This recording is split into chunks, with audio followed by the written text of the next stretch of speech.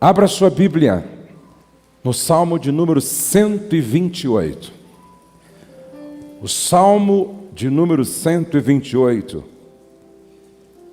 é um salmo que, se nós pudéssemos dar um título para ele, o título seria: Feliz o lar onde Deus é honrado. Feliz o lar aonde Deus é honrado. O Salmo 128 diz: Bem-aventurado aquele que teme ao Senhor e anda nos seus caminhos. Pois comerás do trabalho das tuas mãos, feliz serás e te irá bem. A tua mulher será como a videira frutífera aos lados da tua casa. Os seus filhos como plantas de oliveira à roda da tua mesa. Eis assim será abençoado o homem que teme ao Senhor. O Senhor te abençoará desde Sião. E tu verás o homem de Jerusalém e todos os dias da tua vida. E tu verás o bem de Jerusalém em todos os dias da tua vida. E verás os filhos de teus filhos e paz sobre Israel. O livro de Salmo foi e continua sendo como guia devocional, livro de orações, inário do povo de Deus. O livro de Salmo é formado por 150 salmos. E o Salmo 128 faz parte de um grupo, ou por que não dizer de um conjunto de salmos, de 15 salmos, conhecido como o Salmo do caminhante, o Salmo da jornada, o Salmo da estrada, o Salmo de romagem. Por quê? Porque era um dos salmos que as famílias israelitas que iam para Jerusalém, em uma das 3 festas mais importantes, elas iam cantando o Salmo de número 120, 121, 122, até o Salmo 134. As famílias iam cantando estes salmos todas as vezes que a família ia para Jerusalém. Esse salmo, à semelhança do salmo de número 127, escrito por Salomão, o salmo 128, não se sabe quem o escreveu. Nós sabemos que é um texto inspirado por Deus, porque está inserido no cânon sagrado. Aquela viagem durava dias, e os judeus iam debaixo daquele sol causticante, e esta mensagem do Salmo servia para motivar, para inspirar, para enchê-los de esperança e de alegria. E este Salmo, à semelhança do 127, fala de família. Agora é interessante que o Salmo 127 usa como figura a guerra. E eis que os filhos serão herança do Senhor, e o fruto do ventre o seu galardão, como flechas na mão do guerreiro. Assim os filhos são os filhos da mocidade. Mas no verso 1, se o Senhor não guardar a cidade, em vão vigia a sentinela. Está falando está usando a figura de soldados, de sentinelas, de guerreiros. Porém o Salmo 128 usa a figura do campo, do camponês. E o Salmo começa assim, 128, bem-aventurado, ou seja, feliz aquele que teme ao Senhor e anda nos seus caminhos. É um salmo que apresenta para todos nós o ideal de felicidade bíblica, o ideal de felicidade para um judeu lá no Oriente, um ideal de felicidade. E qual seria esse ideal de felicidade? Ter trabalho, ter esposa, ter filhos, ter uma vida longa e ter netos.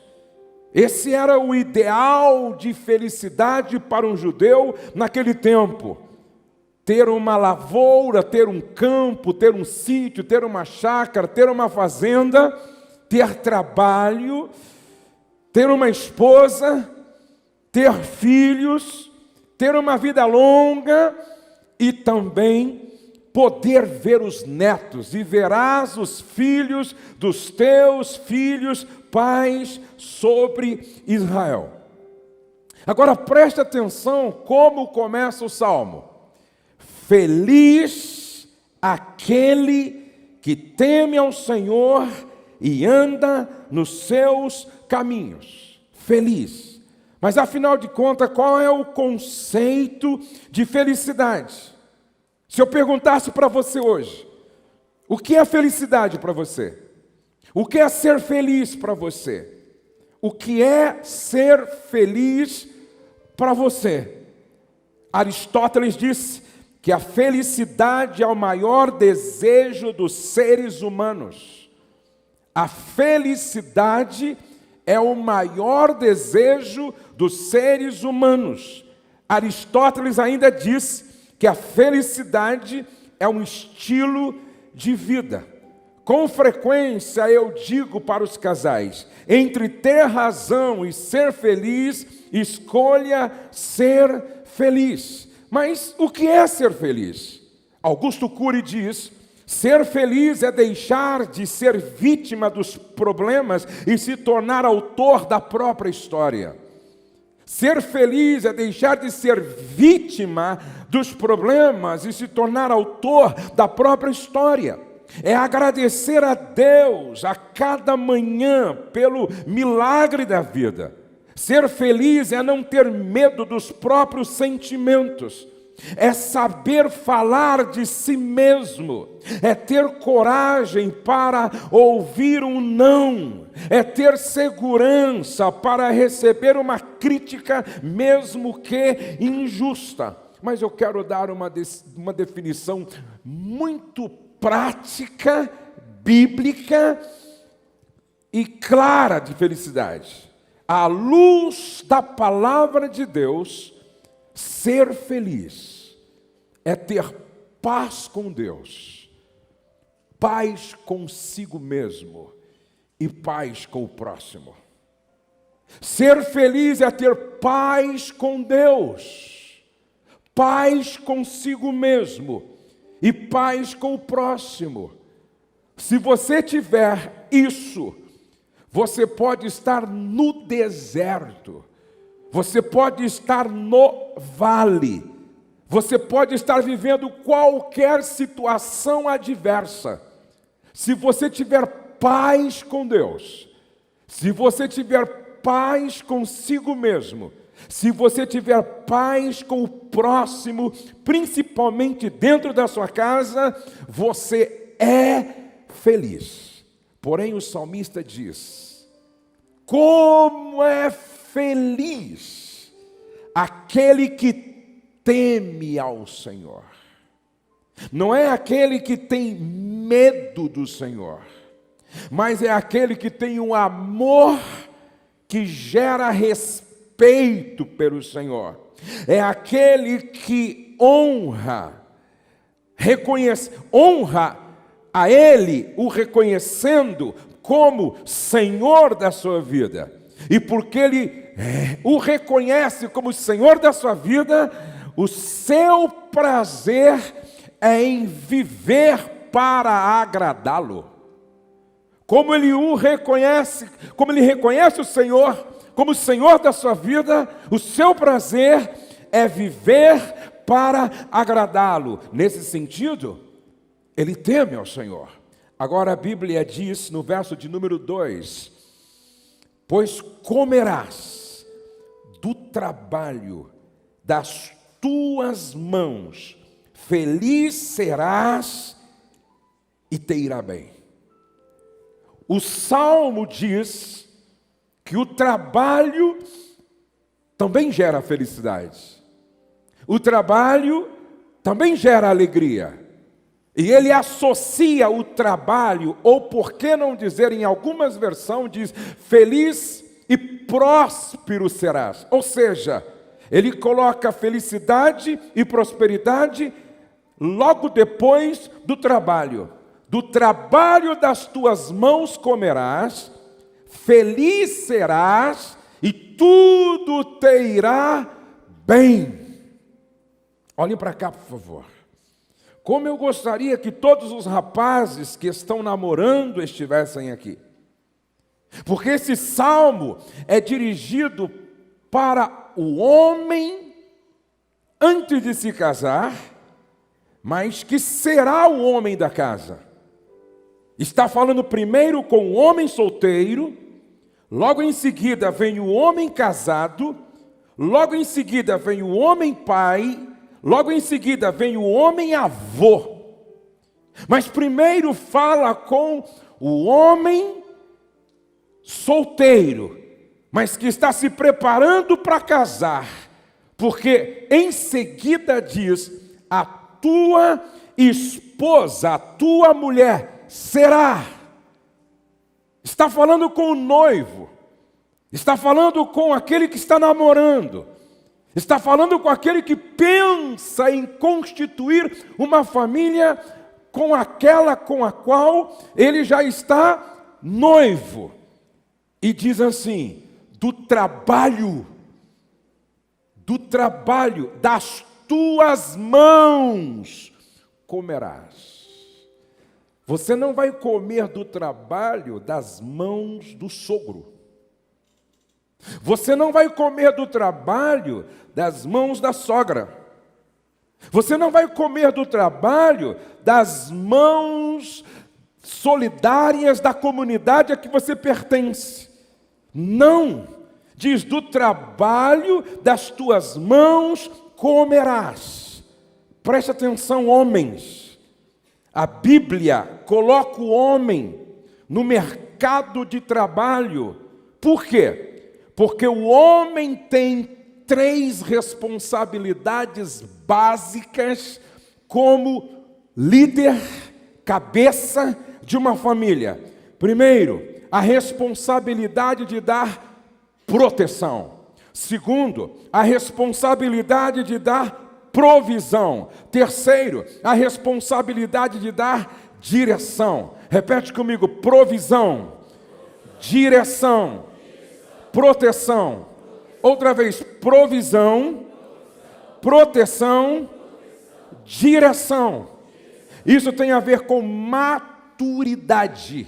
Isso tem a ver com responsabilidade. Isso tem a ver com integridade. À luz desse texto eu compreendo que casamento não é para meninos.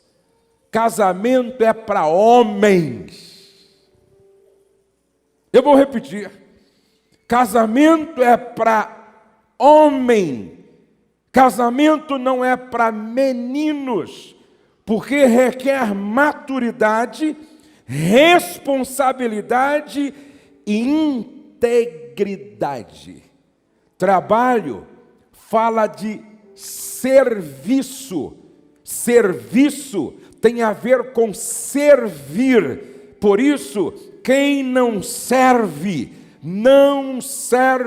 para casar e nem para constituir família. Veja o que Paulo disse na carta aos Efésios, capítulo 6, versos 7 e 8.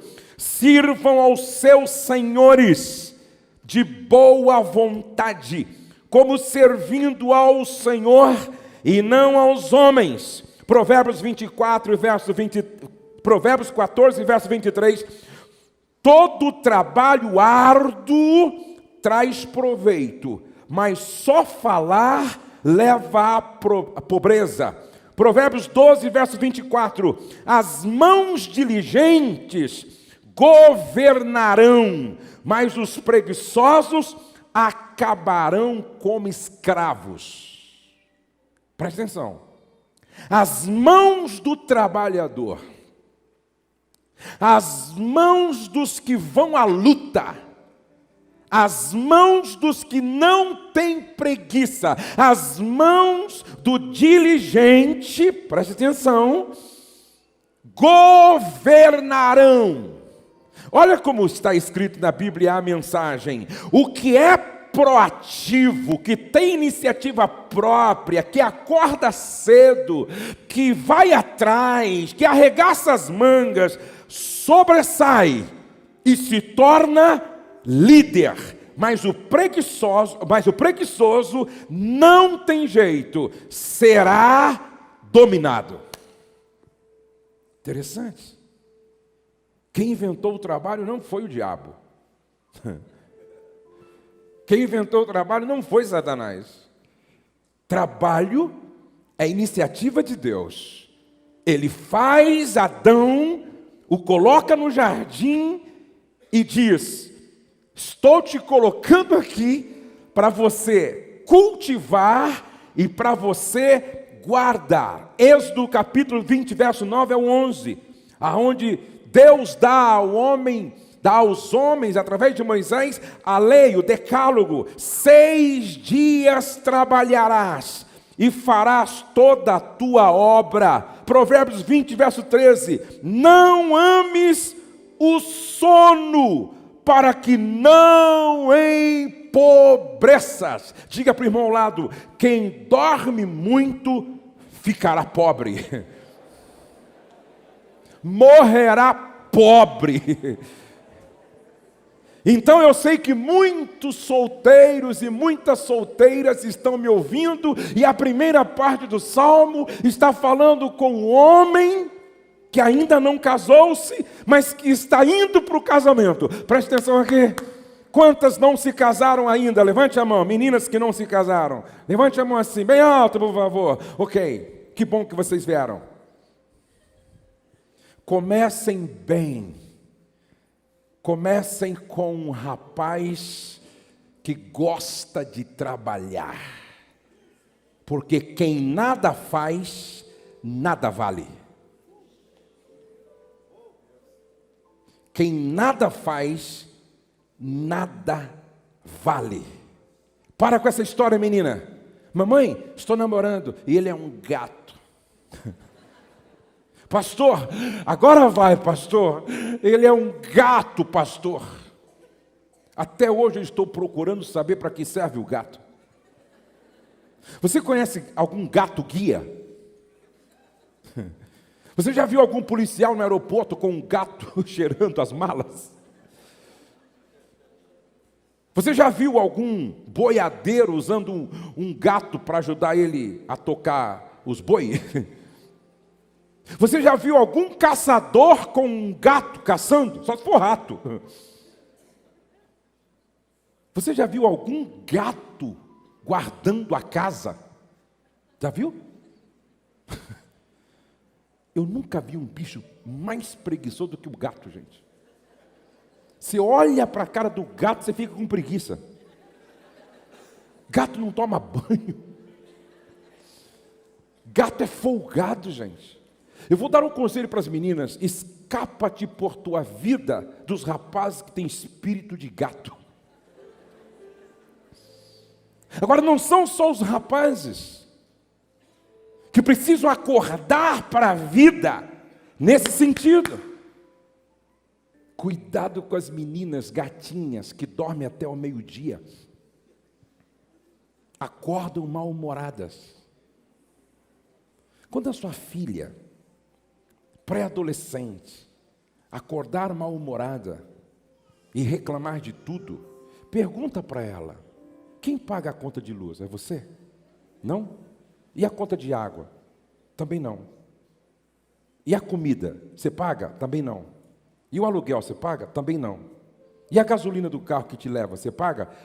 Também não. Você paga manicure, pedicure, cabeleireiro? Também não. Você paga academia? Também não. Então quem deveria estar estressado sou eu, pô. Pai que paga tudo isso.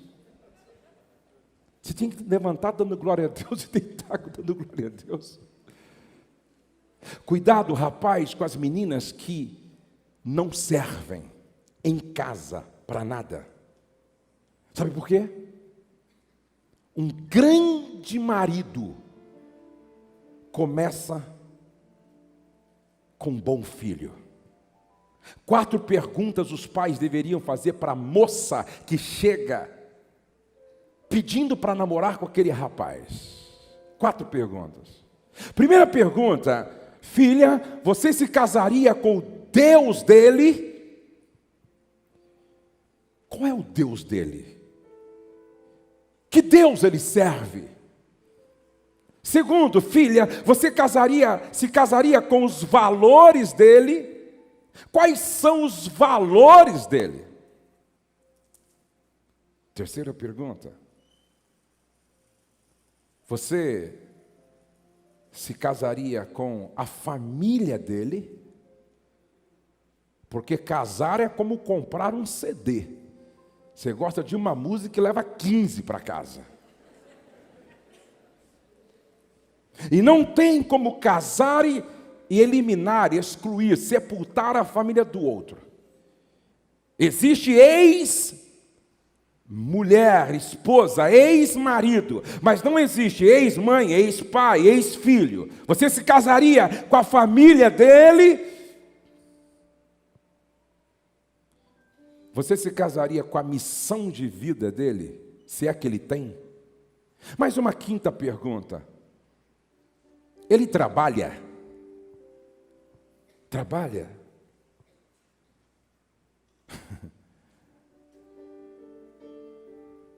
Ele trabalha?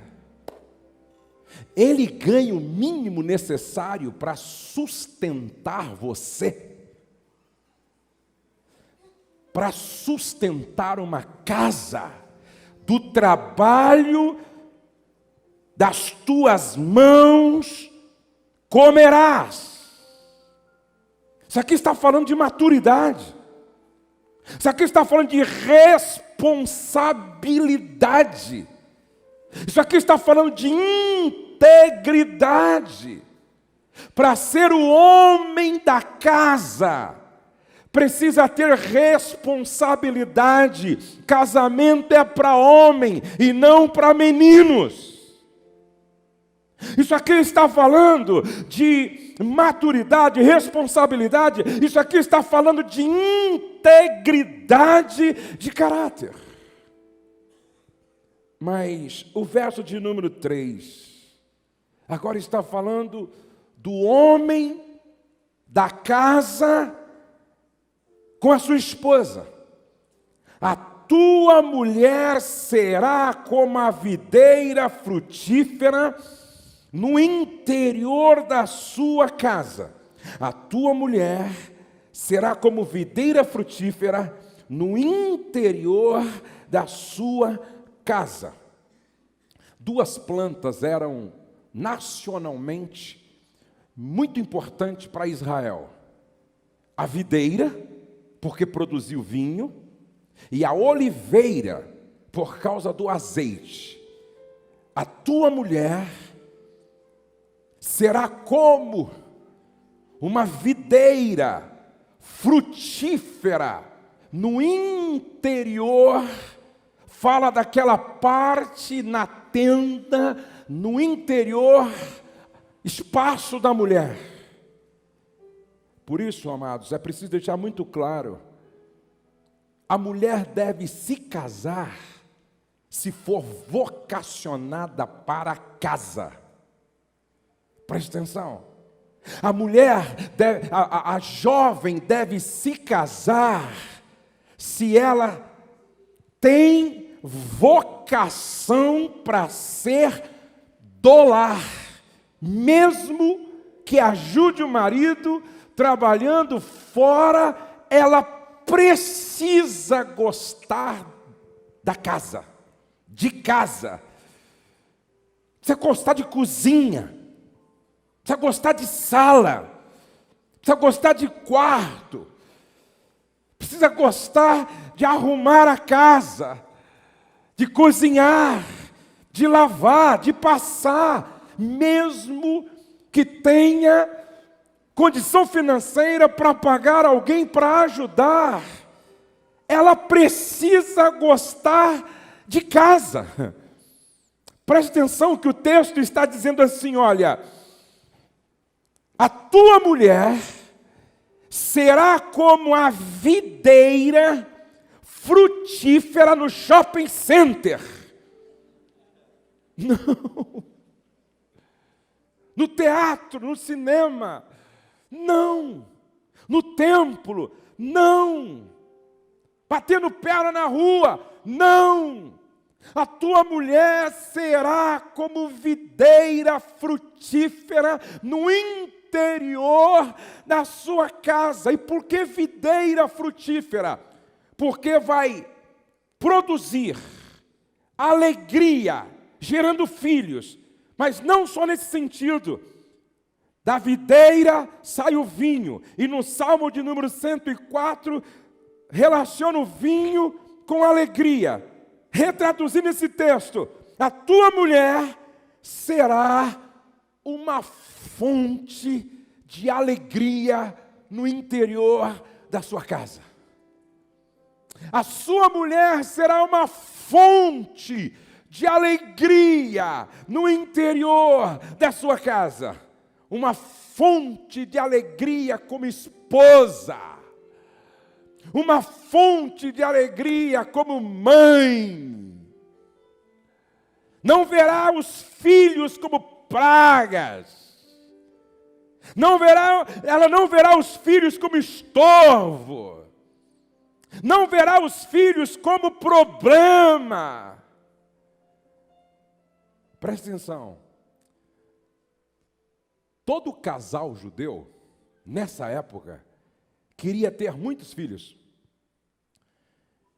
A família tinha muitos filhos. 8, 10, 12, 13, 14 filhos. Muitos filhos, por algumas razões. Primeiro, uma mulher que não gerava era tida debaixo de maldição. Cada filho representava uma bênção, bênção, bênção, bênção, bênção, presente de Deus. Segundo, porque tinha mais mão de obra. E terceiro, porque todo casal judeu nutria a expectativa de ser mãe do Messias. Dá para você imaginar aquela família enorme sentada ao redor da mesa, e o pai olhando para os filhos e pensando, será que esse não é Messias? Será que aquele não é o Messias? Será que aquele outro não é o Messias? Será que aquele outro não é o Messias? Porque todo casal judeu nutria expectativa. Eis a razão porque Ana sofria com a sua esterilidade, por não poder gerar, porque não havia nela essa expectativa, ela não podia nutrir a expectativa de ser mãe do Messias. Porque toda mulher judia nutria a expectativa de ser mãe de Jesus, de ser mãe do Messias. Esta mulher era fonte de alegria como esposa, mãe e avó no interior da sua casa. Qual o perfil desta mulher que é fonte de alegria à luz da Bíblia? Qual o perfil da mulher que é fonte de alegria no interior da casa à luz da Bíblia? Primeiro, Provérbios 14:1. Ela edifica a sua casa. Ela constrói, ela levanta, ela ergue a sua casa, diferente da tola que com as próprias mãos a derruba. Tudo o que ela faz é para edificar. Segundo, Provérbios 12:4, ela é a coroa do marido. Repete comigo, a coroa do marido. Mais forte, a coroa do marido. Sabe o que esse texto está dizendo? Ela trata o marido como rei. Que coisa linda. Ela é a coroa do marido. Quantos maridos aqui querem ser tratados pela esposa como rei? Querem que a sua esposa seja a sua coroa? Quantos maridos aqui querem que as esposas tratem vocês como rei? Levante a mão, por favor. Quantos? Bem alto, bem alto. Trate elas como rainha.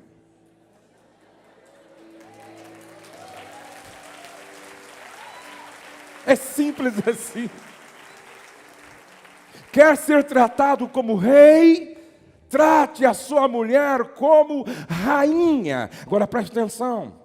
Essa mulher que é fonte de alegria, ela tem espírito manso e dócil. 1 de Pedro 3 e 4.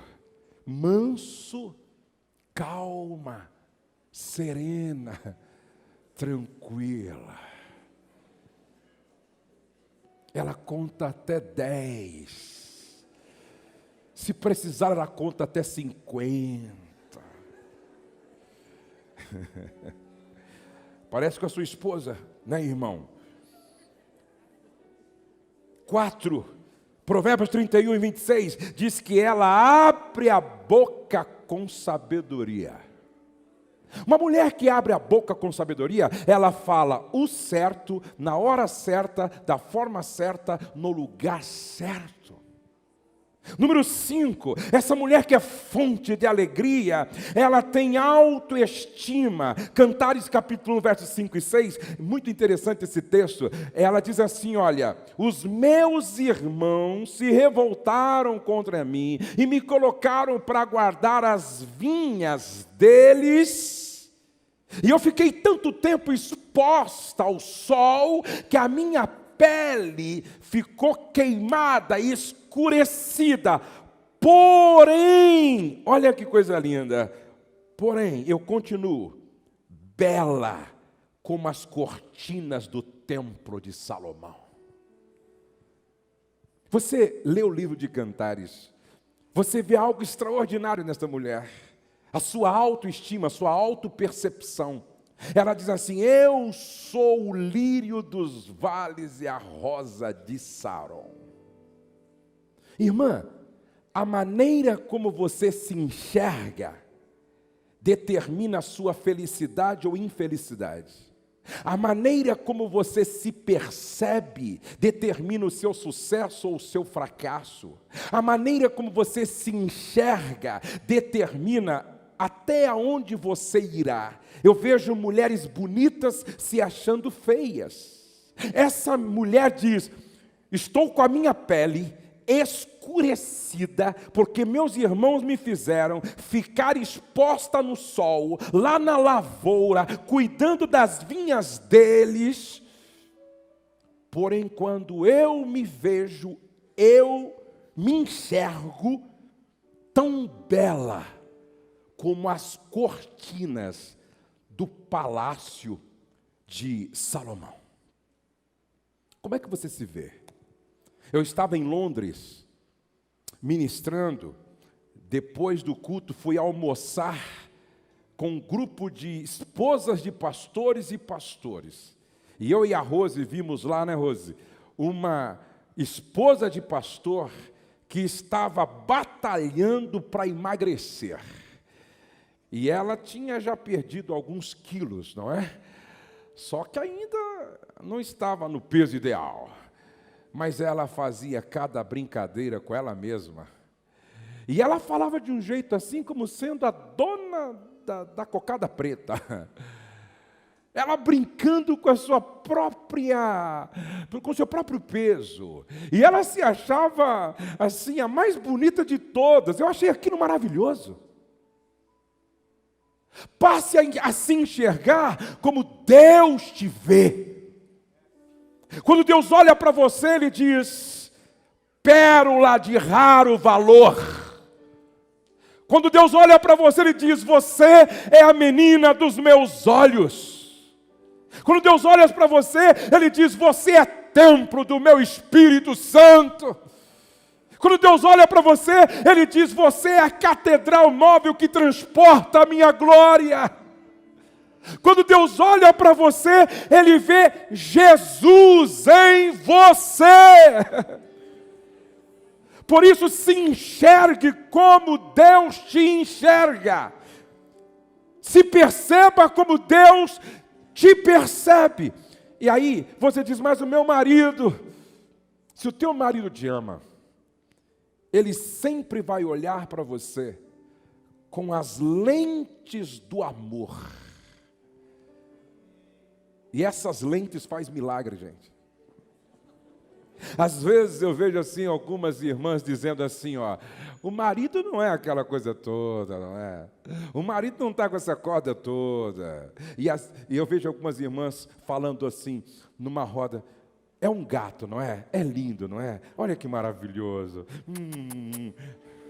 Aí você diz assim, o amor faz milagre. A beleza está nos olhos de quem vê. Preste atenção, a beleza está nos olhos de quem vê. Número 6, Provérbios 31 e 23, essa mulher que é fonte de alegria, ela é a causa do sucesso do marido. Irmã, olhe para cá. A maneira como o seu marido se veste revela o tipo de mulher que ele tem. A Bíblia está dizendo que esse homem, ele era respeitado quando se assentava com os anciões na porta, por causa da mulher que ele tinha.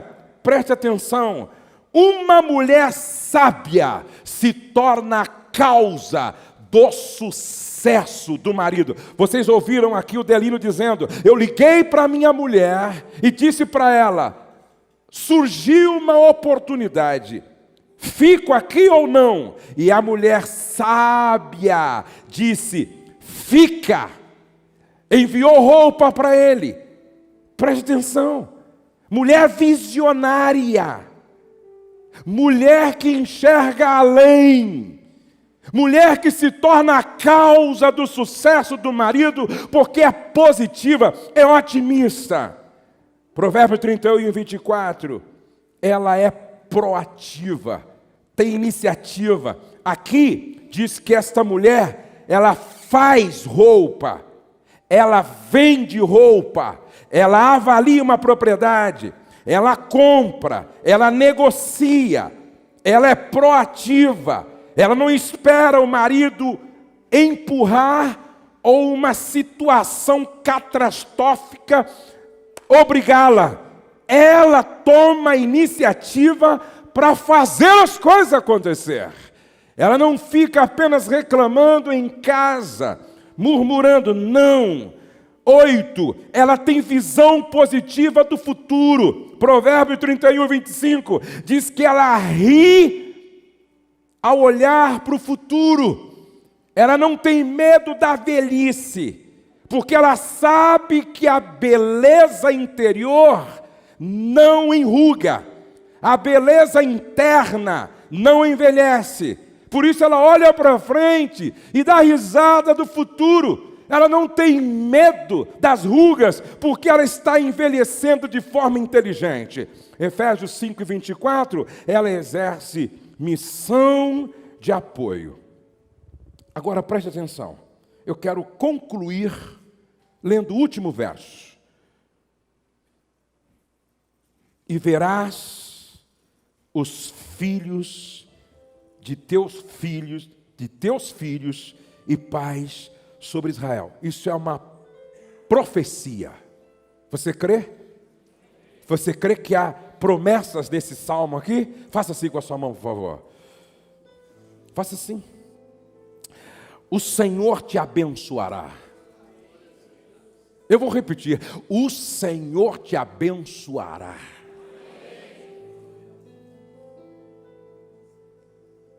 Desde Sião, e tu verás o bem da sua cidade em todos os dias da tua vida. Você vai ver os filhos dos teus filhos. Você vai ver, sabe o que eu estou dizendo aqui, gente? Você vai viver muito debaixo da bênção de Deus. Sua vida não apenas será longa, mas debaixo da bênção de Deus. E verás os filhos dos teus filhos. Longevidade. Quantos querem viver muito aqui? Levante a mão e diga amém. Gostei desse amém. O céu é uma maravilha, mas ninguém quer ir para lá antes da hora, não é verdade? Diz que a fila diz que a morte é uma fila e cada um tem o seu número. E a fila está andando. E a única fila é que ninguém se entristece quando o outro passa na frente. Inclusive, meu lugar está disponível. Quantos, vou perguntar de novo, a propósito. Quantos querem viver muito aqui? Diga amém. Amém. Então, o verso primeiro. Tema o Senhor e anda nos seus caminhos. Primeiro conselho, quer viver muito? Tema o Senhor e anda nos seus caminhos. Segundo conselho, durma bem. Quantas horas você está dormindo por noite? Ah, pastor, eu durmo 3, 4 horas por noite. Muito pouco. Você tem que dormir pelo menos 7 horas por noite. Salmo de número 127 e verso 2 diz assim: inútil vos será levantar de madrugada, repousar tarde, comer o pão de dores, pois assim ele aos seus amados, ele dá ele aos seus amados o sono. Se o sono não fosse importante, Deus não teria se preocupado em deixar registrado na palavra: aos meus amados eu dou sono. Olhe para o irmão ao lado e diga, pergunte: você está dormindo bem? Preste atenção.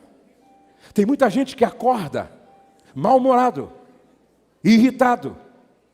Tem muita gente que levanta da cama perturbado. E aí, alguns dizem assim: o diabo está furioso, a minha esposa está furiosa, a minha sogra está furiosa, o meu sogro está furioso, lá no trabalho o diabo está solto. E às vezes não é o diabo. É que, por que você não está dormindo bem? E você dorme às vezes 3, 4 horas e não atinge o sono REM. Na verdade, você não dormiu bem. O pouco que você dormiu, aí você acorda com os nervos à flor da pele. Isso altera todo o seu emocional. E você fica perturbadíssimo. E aí você não vai vivendo, você vai morrendo. Terceiro conselho: se alimente de forma inteligente. O que você vem comendo? O que você vem bebendo? Nós somos o resultado também daquilo que nós comemos. Nós somos também o resultado daquilo que nós bebemos. Qual a qualidade da sua alimentação? Já te falaram que quanto mais colorido for o prato, mais saudável ele é? Já te falaram que refrigerante é veneno, faz mal para a saúde, altera o pH do seu sangue? Já te falaram que a gente precisa tomar, no mínimo, 3 litros de água por dia? Já te falaram que alimentar-se bem é cuidar do templo do Espírito Santo? Quarto conselho: medite na palavra de dia e de noite. A Bíblia diz em Josué capítulo 1 e verso 8, Josué, medita neste livro de dia e de noite, porque fazendo isto, farás prosperar o teu caminho.